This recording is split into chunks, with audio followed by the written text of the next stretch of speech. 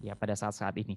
Oke, Bapak Ibu sekalian, kita sudah mendengarkan 3 materi dari presentasi hari ini. Yang pertama tadi dari Ibu Mamlukah, kemudian yang kedua dari Ibu Alis Lusiati, dan yang ketiga dari Ibu Susilowati. Kami buka untuk sesi tanya jawab atau diskusi. Sebetulnya ini kita lebih ke arah berdiskusi supaya kita bisa mendapatkan apa manfaatnya dan sebagainya. Panitia kita minta tolong untuk dipin dua narasumber yang lain supaya bisa terlihat semua. Kita akan masuk dalam sesi diskusi. Saya akan cek di bagian kolom chat. Sudah ada beberapa pertanyaan di sini. Sebentar. Oke, terlihat ya. Baik. Baik. Sebentar.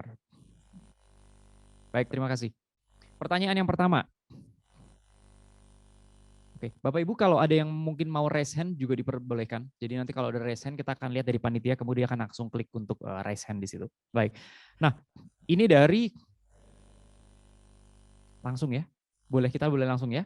Dari Pak Wagiman. Pak Wagiman ini setahu saya ini beliau ini adalah Dekan Fakultas Hukum Universitas 17 Agustus 1945 Jakarta. Jadi ini beliau, saya pikir pertanyaannya Pak Wagiman ini lebih baik langsung ditanyakan dan membuka kamera dan mic. Silakan Pak Wagiman, bisa langsung ditanyakan. Dan kemudian mungkin kalau nanti ada masukan dari Pak Wagiman juga diperbolehkan. Silakan. Selamat siang Pak Wagiman, gimana kabar? Sehat? Alhamdulillah. Syukur. Silakan. Langsung bisa ditanyakan kepada siapa, kemudian nanti kalau mau ada masukan silakan. Kemudian tadi saya mau tanya dengan ini klinik Pratama ya, Pak Jody. Ya. Bu Susilowati ya, yang tadi Bu Susilowati. Betul, silakan. Tanya Bu, kalau klinik Pratama itu kan dia ngelola member gitu ya Bu ya? Bentar, saya matiin dulu bentar. Oke, baik. Bu Susilowati, klinik Pratama itu mengelola member ya? Betul Pak. Kalau mengelola member, apakah member itu membayar gitu atau iuran namanya? Oh tidak Pak. Jadi member itu memang semua pelayanan yang kami berikan ke mereka sifatnya gratis atau cuma-cuma. Jadi dari member sendiri tidak dipungut biaya apapun sejak registrasi sampai nanti gitu. Selama beliau menjadi member. Ya. Kemudian kalau klinik Pratama mendapatkan pendapatannya dari mana Bu? Mungkin perlu saya jelaskan kembali, klinik Cita Sehat ini, klinik Pratama yang saya sampaikan tadi berada di bawah pengelolaan dari Cita Sehat Foundation. Sehingga dana yang diterima oleh klinik itu berasal dari Cita Sehat selaku yayasan atau NGO yang ada di Indonesia. Begitu Pak. Jadi klinik sendiri. Jadi sumbernya dari betul foundationnya itu, kemudian dana digunakan untuk bagaimana? Oke, kita tahan sebentar. Jadi Bu Susilowati memang ini yang memang harus ditekankan adalah bahwa semua klinik di Cita Sehat Foundation di 6 kota itu di bawah Cita Sehat Foundation atau yayasan ya. Iya, betul. Yayasan sekali, Cita Pak. Sehat ya, di mana yayasan itu kalau dalam bahasa Belandanya adalah stichting. Karena tiga besar yang kalau dalam filantropi kesehatan itu yang pertama adalah Vennootschap. Vennootschap itu dalam bahasa Belanda artinya adalah untuk korporasi ya, untuk perusahaan, bisa juga untuk firma dan yang lain yang memang berbadan hukum dan untuk dagang. Tapi yang kedua kemudian ada dari Vennootschap, kemudian ada Vereniging. Kalau kita pernah dengar kata Indische Vereniging, jadi untuk Vereniging itu adalah memang yang kita bilang perkumpulan ataupun asosiasi. Dan yang ketiga adalah stichting. Stichting adalah yayasan. Kalau yayasan memang tidak bisa, memang status nomor 1 adalah nirlaba. Dan apa yang didapatkan di bagian akhir tahun untuk dividen akan kembali lagi kepada yayasan untuk menjalankan keberlanjutan yayasan tersebut. Jadi memang tidak bisa hasilnya seperti kalau dalam perusahaan ada sisa hasil usaha, kemudian pemegang saham kemudian di akhir tahun kemudian akan dibagikan. Enggak. Jadi yayasan itu akan kembali lagi kepada yayasan yang bersangkutan untuk bisa memaksimalkan kinerja tersebut. Jadi beberapa rumah sakit ada yang dari yayasan juga. Kebetulan Cita Sehat Foundation ini klinik-kliniknya dari yayasan, jadi otomatis bisa mengelola dan memang harus bisa diputar sedemikian rupa menjalankan bisnis dalam arti kata bisnis yang social entrepreneurship untuk yayasan ya. Karena ini memang merupakan suatu teknik tersendiri supaya bisa lebih maksimal. Ini sambil menunggu Pak Wagiman, Bapak Ibu sekalian, nanti staf kalau Pak Wagiman sudah masuk, saya tolong diberi tahu. Nanti beliau bisa kita masuk ini lagi. Ada pertanyaan dari saudara atau saudari Lolom. Ya. Saya bacakan dulu, nanti mungkin ya kalau Sani bisa di ini. Assalamualaikum, perkenalkan nama saya Lolom dari PK Ashan. Dilihat di lapangan yang terjadi, kenapa pihak medis yang di rumah sakit mengatakan pasien yang meninggal ditangani terkena COVID sementara belum dapat kecelakaan seperti yang terjadi di desa kami, Desa C Apung, PK atau sekolah asrama karena jatuh bersandar. Oke. Bapak Ibu sekalian, saya mohon maaf, pertanyaan ini mungkin saya jawab karena belum berhubungan dengan konteks ini. Jadi ini mau bicara tentang COVID. Nanti kita akan jawab di bagian akhir bagaimana cara mengetahui bahwa pasien tersebut terkena COVID. Dari saudara atau saudari Lolom, pertanyaan tersebut akan kita jawab nanti di akhir ya. Kita sepakat ya kepada presentan bahwa tentang COVID ini nanti akan saya bantu untuk jawab di bagian akhir. Jadi supaya bisa lebih nyaman dan lebih smooth supaya diskusi ini lebih mengarah ke memang arahan kita kepada filantropi untuk COVID-19. Kepada saudara atau saudari Lolom, nanti kami akan akomodir di akhir. Terima kasih. Pak Giman belum masuk ya? Kalau belum masuk, saya mau bertanya dulu kepada Ibu Mamlukah. Belum masuk ya? Oke, sambil untuk sesi diskusi, kita akan bertanya kepada Bu Lolom, kita tahan dulu ya nanti. Kepada Bu Mamlukah, untuk presentasinya tadi sangat menarik. Nah, presentasi yang tadi disampaikan itu kan salah satunya adalah untuk webinar. Jadi webinar itu kepada masyarakat ya, kepada berapa jumlah dan yang lain-lain. Ini tadi juga sempat disampaikan di akhir, ini kan akan rencanakan untuk bisa berkelanjutan, gitu ya, supaya bukan hanya sekali tapi bisa seterusnya karena memang sudah dari survei mereka menunjukkan ada efektivitasnya cukup baiknya. Bagaimana direncanakan untuk berkelanjutan nanti modelnya seperti apa, gitu, secara konkretnya kira-kira gimana? Silakan. Ya, terima kasih. Jadi yang tadi saya presentasikan itu adalah webinar series, itu udah series yang ke-11. Jadi kami sudah melakukan webinar tentang kondisi yang sekarang khususnya di masa pandemi untuk membantu memberdayakan masyarakat dalam upaya promotif dan preventif. Salah satunya tadi yang sudah saya paparkan. Jadi ini insya Allah kami setiap bulan atau minimal setiap 2 bulan sekali mengadakan webinar yang berseries. Jadi nanti insya Allah bulan Agustus juga kita akan mengadakan webinar yang ke-12. Jadi ini merupakan program dari khususnya Prodi S2 IKM Stikes Kuningan dalam melakukan pengabdian masyarakat, dosen dan mahasiswa, dan kami juga bermitra dengan pakar-pakar yang lain. Jadi pembicaranya tidak hanya dari kami dari Stikes Kuningan, tapi juga kita berkolaborasi dengan pakar-pakar di luar dari Stikes Kuningan. Oke, baik. Jadi istilahnya kolaboratif ya. Jadi akan partnership kepada beberapa yang bisa di ini ya.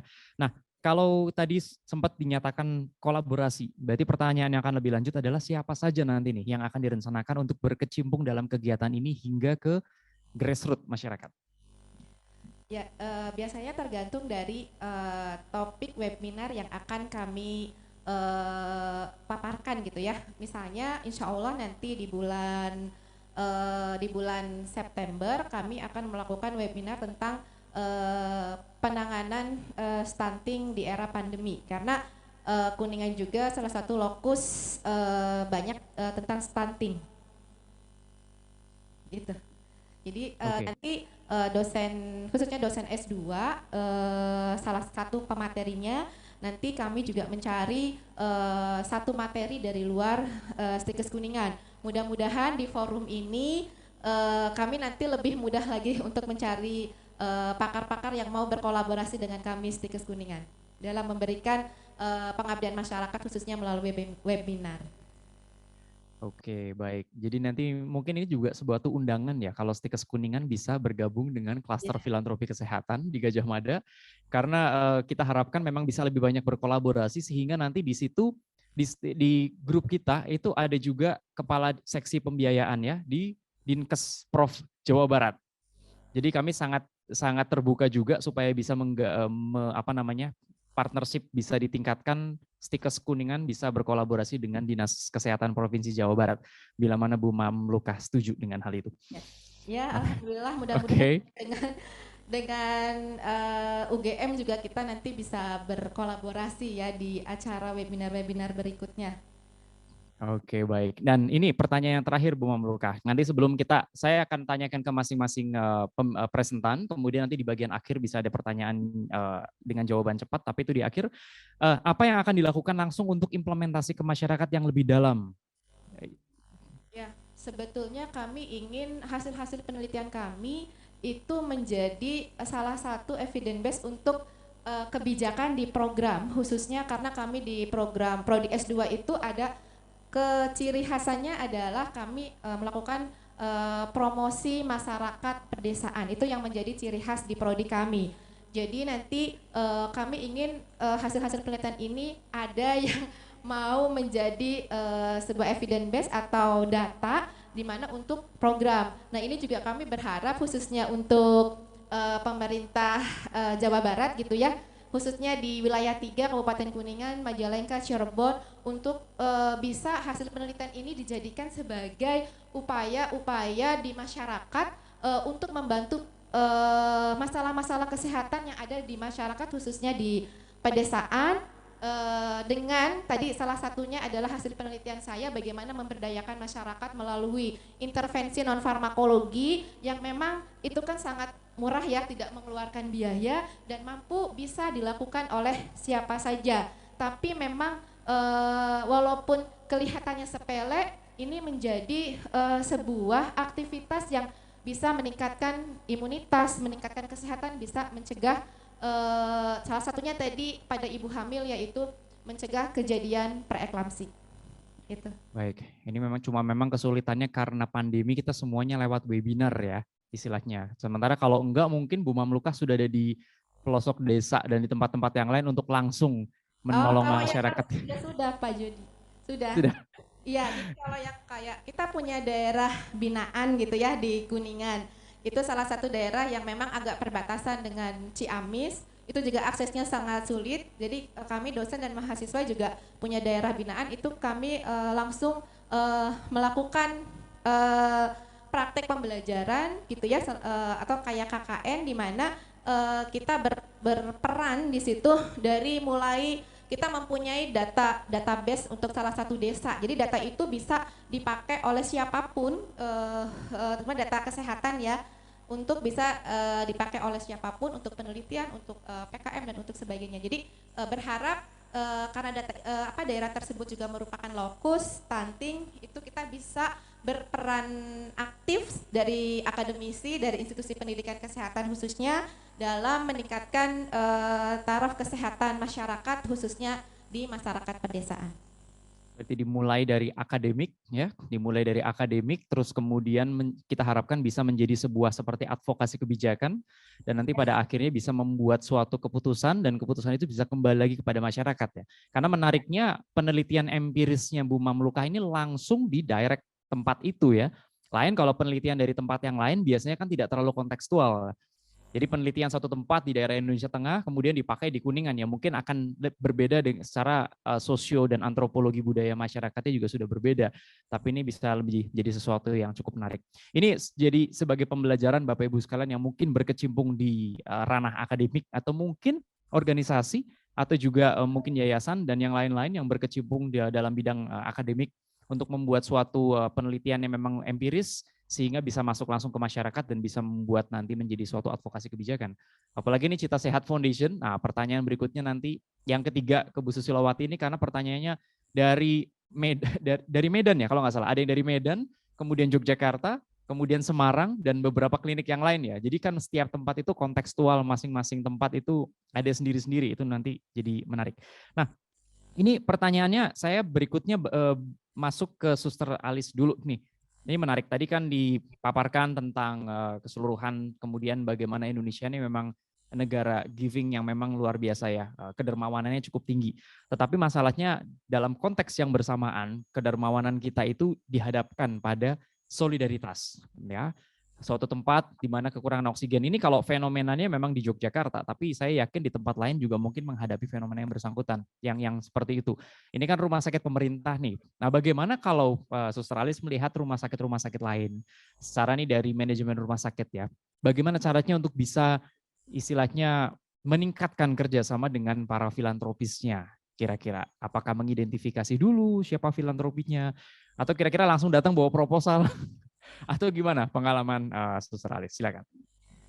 Tadi dari kesimpulan sebenarnya sudah untuk pembelajaran juga bagi rumah sakit swasta ya, bahwa kolaborasi itu, koordinasi, partnership itu sangat penting. Jadi itu koordinasi tidak langsung dengan proposal, maksudnya bahwa menjalin kerjasama itu sangat penting.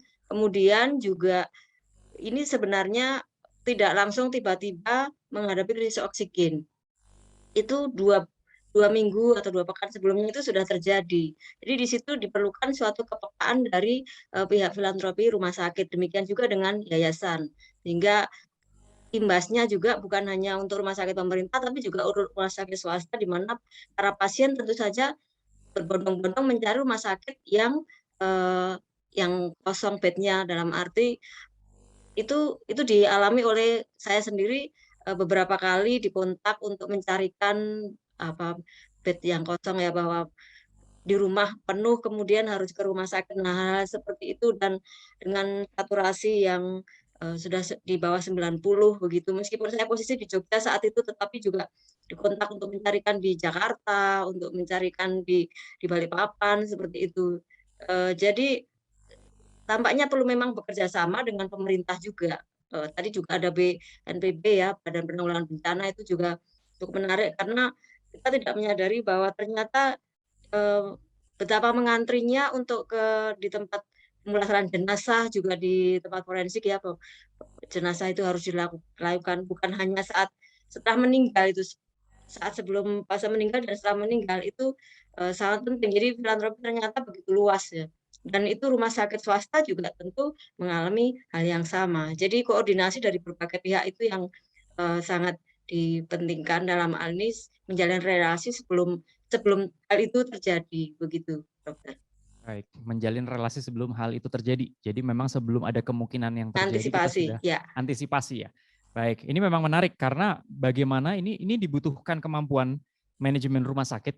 Sebenarnya bukan hanya rumah sakit ya, tapi juga yayasan, organisasi. Karena kalau nanti ke manajemen untuk klinik, berarti otomatis kan memang manajemen fasilitas pelayanan kesehatan ya, Fasyankes. Bagaimana dari pihak manajemen Fasyankes ini bisa peka terhadap kemungkinan yang akan terjadi beberapa bulan ke depan.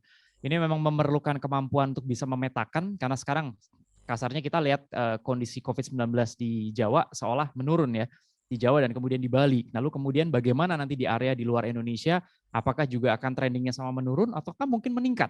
Nah, kalau misalnya nanti meningkat, apa yang harus kita lakukan? Karena itu terjadi bisa dengan cukup cepat ya. Mungkin tidak mendadak, tapi cukup cepat sehingga loss dari pemantauan kita semua. Ini merupakan tantangan tersendiri. Menarik. Nah, yang kedua, Suster Alis, ini kalau seandainya kita mau berbicara tentang surge capacity, karena kan memang Bapak Ibu sekalian, Suster Alis ini ada tim yang memang bekerja di Barong Tongkok di daerah Kalimantan Timur. Sekitar mungkin ya dari 8 jam dari Palangkaraya ya kan? Dari Samarinda. Dari Samarinda ya. Jadi cukup ke sana ya, cukup jauh di sana. Jadi memang pengalaman dalam hal untuk di daerah tempat yang terisolir, mungkin nggak terisolir, tapi yang jelas jauh dari mana-mana, itu kan memang membutuhkan suatu sistematika yang cukup cepat ya. Karena rujukan pasien juga seringkali kasus dalam golden period kita sudah lewat. Ya, kasusnya misalnya kasus di daerah pedalaman, itu misalnya 8, kita membutuhkan waktu sekitar 6 jam untuk golden period menyelamatkan pasien ini, sementara kadang-kadang dalam sistem rujukan itu akan lebih lama. Nah, ini pengalaman menarik. Bagaimana kisahnya yang menarik di pengalaman suster sendiri di pedalaman sana, dalam kondisi yang tidak istilahnya apa ya, kondisi yang serba kesulitan, serba banyak sekali keterbatasan, tapi masih bisa survive sampai sekarang dengan pengalaman untuk filantropi dan sebagainya. Silakan. Iya, dana filantropi yang pertama pernah saya alami ya, karena kami memang dari kecil, jadi bangunan juga masih terbatas, tapi permintaan dari pasien untuk kelas V, kelas 1 begitu, itu kan cukup tinggi ya. Mereka mau mencari yang privasinya, keterangannya terjamin begitu.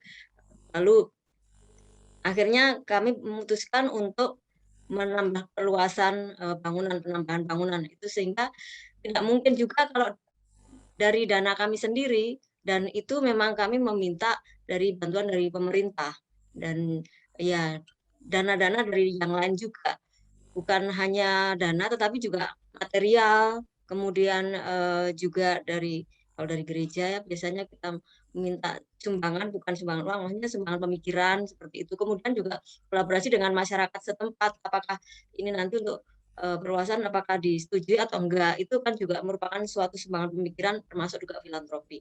Saya rasa itu kerjasama itu tadi yang sangat sangat menguntungkan untuk kedepannya, untuk mengantisipasi juga bila terjadi hal-hal COVID seperti ini. Memang tidak bisa langsung mendatangkan bagaimana tekanan negatif gitu ya, tapi tetap harus terbuka bahwa ini situasi lagi genting. Jadi tetap harus menerima pasien COVID dan bagaimana kita mengantisipasinya tanpa harus untuk merujuk ke Samarinda memerlukan waktu mungkin sampai di tengah jalan udah meninggal. Tapi tetap kita ini kan sudah 1,5 tahun, jadi sebelumnya udah jauh-jauh hari, berarti nanti akan terjadi set capacity. Itu lebih baik mengantisipasi seperti itu daripada tunggu waktu. Sehingga kalau tunggu waktu nanti tiba-tiba mendadak dan akhirnya ya terjadilah seperti yang terjadi itu tadi, begitu. Sehingga kebijakan itu sudah harus dipikirkan jauh-jauh sebelumnya. Dan saat terjadi gelombang set capacity kita udah tidak kaget lagi, dokter. Oke, jadi istilahnya di tempat yang itu bisa tetap memaksimalkan ya dalam Ya, suatu tempat sendiri memaksimalkan ya, yang ada. memaksimalkan tempat ya. Ya, dengan Seperti situasi lingkungan di sekitarnya dan karena pemerintah. situasi di sekitar. Ini menarik tadi seperti Bu Mamlukah tadi juga sempat menyampaikan berarti di area situ ada situsnya, jadi otomatis ya istilahnya di Kuningan itu bisa banyak melakukan aktivitas gitu loh. Dan dengan itu bisa mendapatkan sesuatu yang untuk dimaksimalkan sehingga nanti bisa berdampak pada antisipasi yang memang cukup kuat untuk nanti bisa menghadapi masalah tersebut. Terima kasih Suster. Ini saya mau ke Bu Susilowati. Ini menarik dari presentasinya tadi soalnya. Presentasinya tadi itu lebih ke arah untuk dana ZIS. Tadi sempat disampaikan bahwa Indonesia itu untuk Charity Aid Foundation dari World Giving Index kita adalah negara yang paling dermawan untuk tahun 2021. Bahwa memang laporan dari tahun 2021 kedermawanan kita yang tertinggi itu memang didukung oleh dana zakat. Itu ada di website dan ini memang kita betul-betul mengapresiasi sekali bahwa dana zakat ini memang bisa dipetakan dengan cukup sangat baik sehingga Indonesia menjadi yang nomor 1. Nah, ini kan disampaikannya tadi tentang ZIS ya. Terus kemudian sudah menyampaikan juga tentang jumlah penduduk miskin di Indonesia sampai bulan Maret 2021 itu bisa 27,54 juta orang. Dan ini mungkin sekarang bisa terjadi peningkatan ya, karena dengan kondisi-kondisi yang sekarang. Ada beberapa masyarakat yang cukup bisa bertahan, ada beberapa yang angkat bendera putih, tapi ada juga beberapa yang memang masih bisa memaksimalkan diri mereka. Nah ini dengan Cita Sehat Foundation, di mana pasien umumnya ini 53%, gitu kan. Apa ada kesulitan dalam pengelolaan dana tersebut di 6 klinik mitra? Silakan. Secara umum, Cita Sehat Foundation memang sudah cukup berpengalaman dalam pengelolaan klinik dan terutama mengelola dana dari zakat, infak, sedekah atau maupun dari sumber dana yang lainnya. Sehingga secara umum dan hingga bulan Juni 2021 tidak ada kendala berarti di dalam proses pengelolaan klinik kami, Pak. Begitu. Oke, baik. Tidak ada kendala berarti ya? Iya. Yang enggak berartinya banyak. Yang berartinya tidak banyak. Iya, mungkin kendala-kendala teknis ya ketika di COVID-19 ini ada beberapa tenaga kesehatan kita yang terkena COVID-19, jadi itu memang cukup membuat kita struggle di beberapa klinik sehingga kita harus mencari SDM pengganti karena layanan klinik tidak bisa berhenti meskipun nakes kita harus isolasi mandiri atau bahkan dirawat di rumah sakit, seperti itu sih Pak kendala-kendalanya. Oke, baik. Nah, ini kan tadi yang dominan itu kan lebih ke arah pasien umum ya, karena pasien umum kan juga mereka datang, kemudian mereka membayar dan yang lainnya. Kemudian apakah sistematika cross untuk atau subsidi silang itu bagaimana dilaksanakan di Cita Sehat Foundation menurut pengalaman Bu Susi? Ya, betul. Jadi memang karena pasien umum kita cukup mendominasi dibandingkan dengan pasien yang dalam status member atau gratis, sehingga memang sebagian dari hasil pembayaran pasien-pasien umum kita akan kami gunakan untuk mensupport pembiayaan dari member-member yang merupakan dari masyarakat miskin atau kurang mampu, begitu Pak. Oke. Jadi Ya, memang jadi bisa istilahnya dibilang subsidi silang gitu ya. ya, meskipun ada beberapa yang memang bilang kalau dalam orang sakit ya nggak boleh pakai istilah subsidi silang gitu kan, yang Iya sakit gitu. membantu yang sakit. Tapi memang dalam suatu lingkup atau semesta pembicaraan tentang sakit di Cita Sehat Foundation ya otomatis akan ada beberapa yang memang apa namanya dananya itu bisa di cross sehingga bisa dilimpahkan supaya akhirnya pasien-pasien yang member, karena tadi yang kita lihat kriteria member ini selain cukup rigid tapi juga memang betul-betul mengarah kepada pasien-pasien yang kurang mampu juga ya. Iya, betul. Sehingga mereka yang kurang mampu pun tetap bisa mendapatkan fasilitas meskipun mereka juga tidak di-cover oleh BPJS Kesehatan. Seperti itu kurang lebih. Oke. Ya, Ini ada pertanyaan dari Ibu Irawati Baharu untuk Bu Susi. Ya. Jadi pada prinsipnya peran filantropi kan tidak menggantikan peran pemerintah ya. Jadi Betul. pemerintah ada sendiri ya, BPJS ada sendiri berjalan, sementara tadi yang peran itu sebetulnya semangat filantropinya yang tidak hilang gitu kan. Iya, betul. Terus sebentar, ini Zoom saya connecting. Tiba-tiba saya hilang, minta tolong pertanyaannya Bu itu dia. Oke. Pada prinsipnya peran filantropi kan tidak menggantikan peran pemerintah dalam Undang-Undang Jaminan Kesehatan bahwa setiap warga negara wajib menjadi peserta BPJS gitu ya. Tapi dalam presentasi tadi disampaikan bahwa ada pasien umum yang berbayar. Apakah pasien umum yang bukan anggota BPJS atau bagaimana? Ataukah pasien umum adalah mereka yang membayar perawatan di luar dari yang di-cover oleh BPJS? Nah, ini bisa dijelaskan oleh Bu Susi, silakan. Baik. Seperti yang tadi saya sampaikan, ada 3 kategori pasien di Klinik Cita Sehat Foundation. Yang pertama adalah pasien umum yang berbayar, kemudian pasien BPJS, kemudian ketiga adalah pasien member. Sehingga jika pasien tersebut disebut pasien umum, maka sudah artinya atau otomatis dia bukan termasuk peserta BPJS atau peserta member kita atau pasien. Seperti itu. Sehingga dan seperti yang tadi saya sampaikan juga, pasien BPJS di Klinik Cita Sehat Foundation itu artinya adalah pasien tersebut sudah terdaftar sebagai peserta BPJS dan menggunakan klinik kami sebagai fasilitas kesehatan tingkat pertamanya. Seperti itu. Jadi kalaupun pasien tersebut sudah mendaftar BPJS tapi fasilitas kesehatannya bukan di Klinik Cita Sehat Foundation, maka pasien tersebut termasuk pasien umum. Seperti itu Ibu Irawati. Oke, baik. Jadi memang kalau seumpama ada juga pasien yang memang datang ke klinik Cita Sehat Foundation tapi mereka bukan pasien BPJS ya, karena dia bayar umum. Mungkin dia mau berobat kepada dokter ini gitu ya. Iya, karena emang sudah nyaman dengan sudah nyaman ya. service-nya. Jadi lebih baik ya udah nggak usah pakai BPJS, dia langsung di situ gitu istilahnya ya. Betul. Berarti memangnya sebenarnya dokter-dokternya Cita Sehat Foundation ini keren-keren dong sebetulnya ya. Kalau banyak ternyata pasien umumnya ya, karena menginginkan untuk ini ya. Oke, baik. Semoga terjawab Bu Ira. Kalau misalnya belum terjawab nanti bisa ketik lagi di kolom chat. Ini ada pertanyaan dari Dr. Fitri Andilolo. Ini pertanyaan ini mungkin untuk semuanya ya, untuk semuanya. Karena semua ini punya latar belakang masing-masing sebetulnya dalam filantropi, tapi memang secara kontekstual ke program masing-masing ya. Yang satu lagi di bagian yayasan dari Bu Susi, kemudian dari Suster Alis ini ya filantropinya nih suatu daerah yang memang menjauh di sana gitu kan, berjuang di situ. Kemudian Bu Mamlukah ini sebenarnya filantropinya dari sisi penelitian empiris ya, karena memang beliau ini dosen, ini dosen banget nih, saya harus sungkem dulu sama Bu dosen sebetulnya. Jadi memang pengalaman beliau nih, pertanyaannya adalah bagaimana filantropi berperan di kota Anda, ya nanti ke depannya akan berperan di kota besar, pertanyaan Dr. Fitri, yang sangat dengan penduduknya Anda masing-masing, kontekstual. Bagaimana filantropi berperan di kota Anda untuk daerah yang penduduknya, misalnya Anda yang paling paham daerah penduduknya. Setelah itu nanti saya akan rangkum untuk Dr. Andi. Silakan dari Bu Mamlukah dulu. Ya, terima kasih.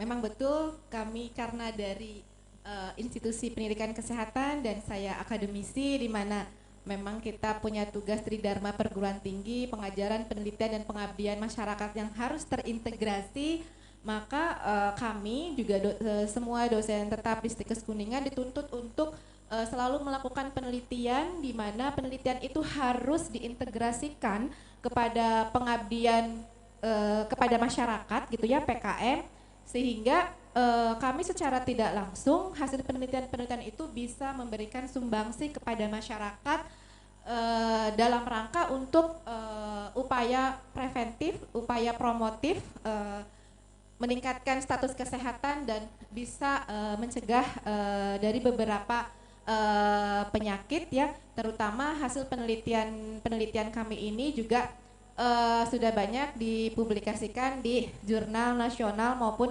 internasional. Semoga apa yang sudah kami sumbangsihkan ini walaupun tidak banyak tapi buat masyarakat khususnya kami karena berada di wilayah 3 Kabupaten Kuningan, Indramayu, Kabupaten Cirebon bisa bermanfaat khususnya karena kami di masyarakat perdesaan.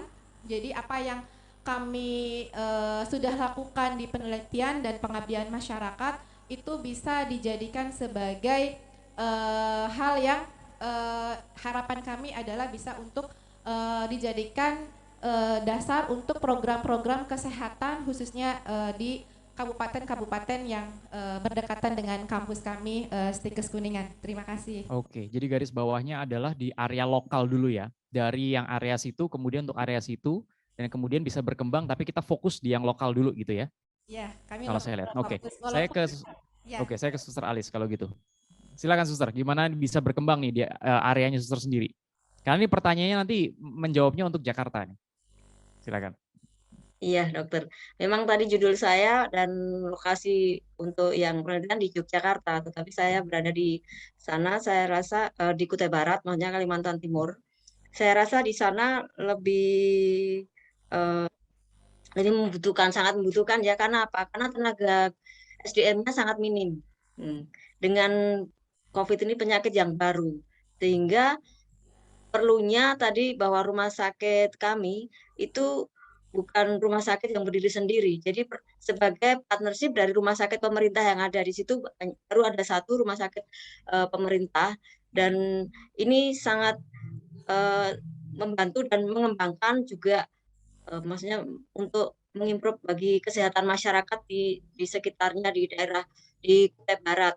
Dengan adanya COVID ini menjadikan kolaborasi yang cukup erat di mana mau tidak mau rumah sakit kami juga harus menerima pasien COVID dan semoga tidak terjadi fenomena seperti yang berada di Yogyakarta. Dan itu kan saat ini memang di sana banyak COVID juga terjadi lonjakan juga karena banyaknya perusahaan, jadi orang-orang asing, orang-orang dari Jawa datang ke sana dan itu cukup banyak, tetapi shelter-shelternya lebih banyak ya daripada di Jawa ya, karena di sana lahannya luas dan memadai.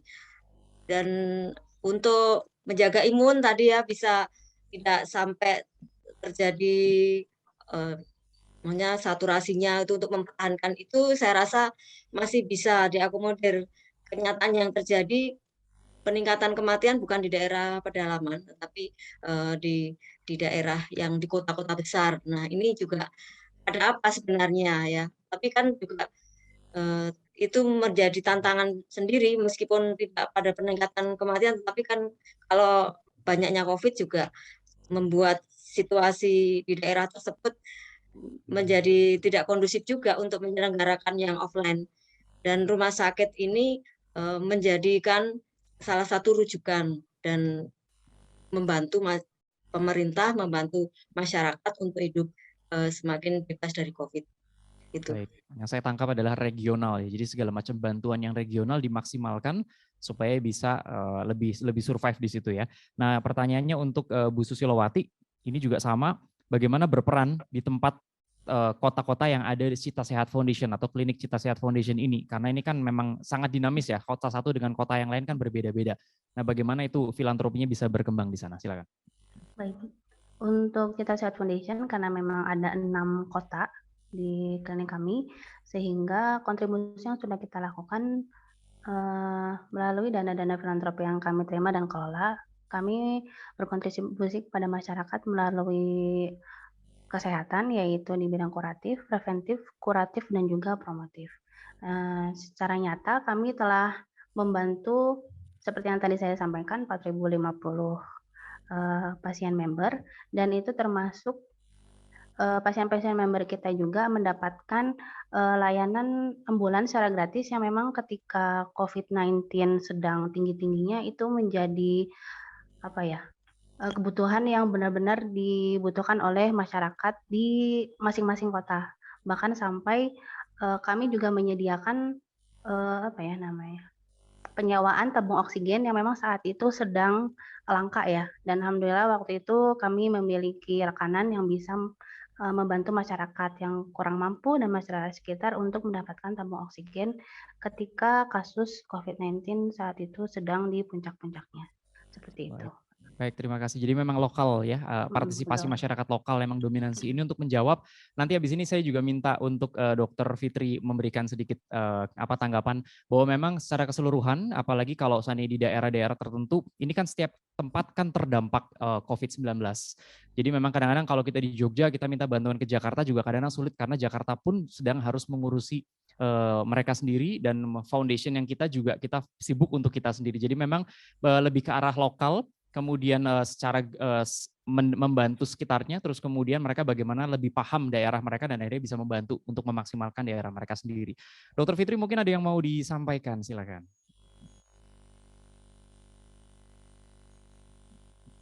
Ya, terima kasih. Apa sudah dengar suara saya? Sudah dengar, dokter, silakan.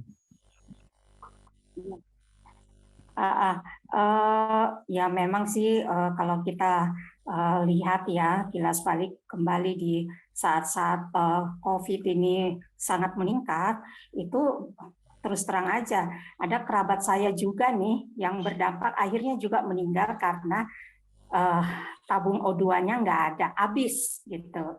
Jadi peran filantropi di sini itu memang sangat berperan ya gitu, membantu pemerintah, bukan mengambil alih tetapi membantu pemerintah. Bagaimana sih bisa sampai masyarakat itu semua bisa mendapatkan pertolongan ya, sekalipun itu juga sudah ada dari pemerintah tetapi mungkin belum cukup untuk masyarakat yang sebanyak itu ya yang berdampak, yang kena COVID gitu. Nah, disinilah perannya filantropi itu sangat-sangat berperan untuk masyarakat yang sangat-sangat membutuhkan. Mungkin untuk saya nih pertanyaan, apakah peran filantropi ini sudah maksimal? Gitu. Nah, mungkin ini angka COVID ini kan udah menurun ya bersyukur karena pasien-pasien itu udah berkurang di rumah sakit ya perawatannya. Tetapi mungkin ini saatnya kita bisa memperbaiki sistemnya gitu. Mungkin sistemnya kita perbaiki lagi, yang mana sih yang kurang dulu kita perbaiki. Mungkin itu kali. Mungkin kalau dari segi akademiknya itu bagus nih untuk melakukan lagi perbaikan-perbaikan gitu. Mungkin itu dari saya. Terima kasih. Baik, terima kasih Dr. Fitri. Dr. Fitri Andi Lolo ini di Jakarta.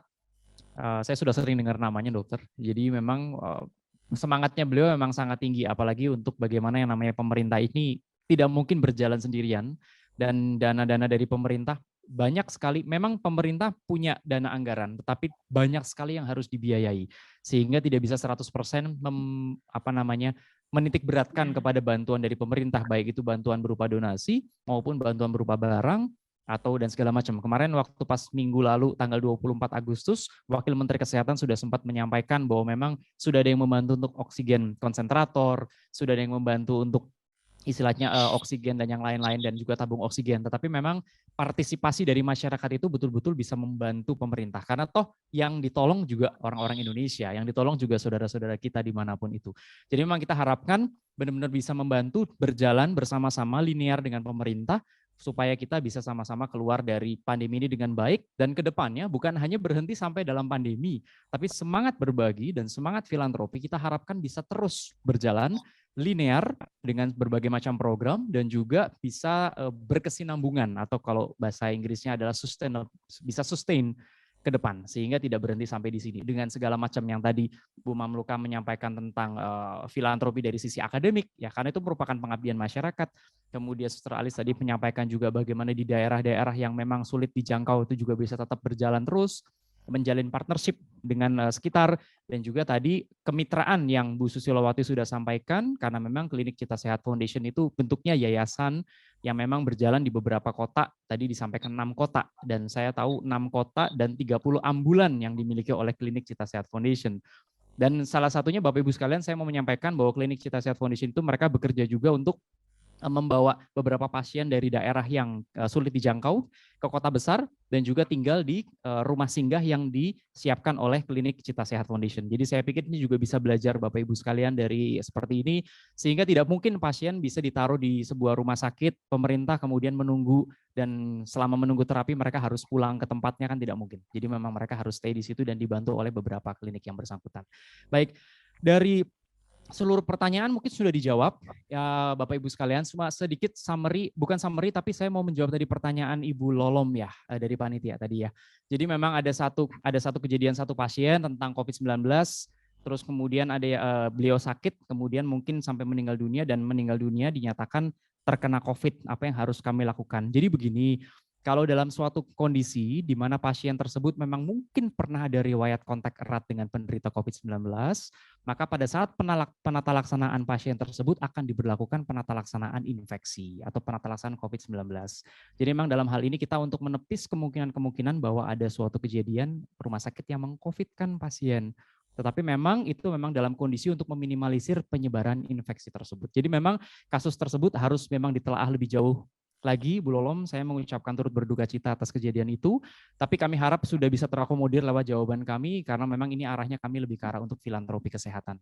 Baik, Bapak Ibu sekalian, sekali lagi saya ucapkan terima kasih kepada Ibu Mamlukah, kepada Suster Alis Lusiati, kepada Ibu Susilowati. Salam untuk rekan-rekan semua di sana, dan kita sudah sampai di penghujung acara. Kita akan ketemu lagi besok, karena Selasa, Rabu, dan Kamis jam 1 siang, nanti akan diinfokan lagi kepada dari panitia untuk akun Zoom link. Apakah akan sama akunnya? Kalau nanti akan berubah dan yang lain akan sama ya, menggunakan akun yang sama, dan juga bisa streaming lewat akun YouTube channel Unit Publikasi PKMK FKKMK UGM.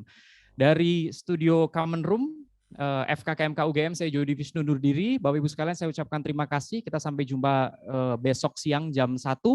Terima kasih kepada presentan, terima kasih kepada semua yang telah mengikuti, dan juga yang telah streaming lewat akun YouTube channel Unit Publikasi PKMK FKKMK UGM. Jaga kesehatan agar tetap bisa berbagi lewat filantropi. Stay safe, stay well. Wassalamualaikum warahmatullahi wabarakatuh. Waalaikumsalam warahmatullahi wabarakatuh. Terima kasih semuanya, Bu Mamluka, Bu Susi, dan Suster. Terima kasih. Ya, Terima kasih sama-sama. Bapak Ibu sekalian. Kita jumpa besok siang ya.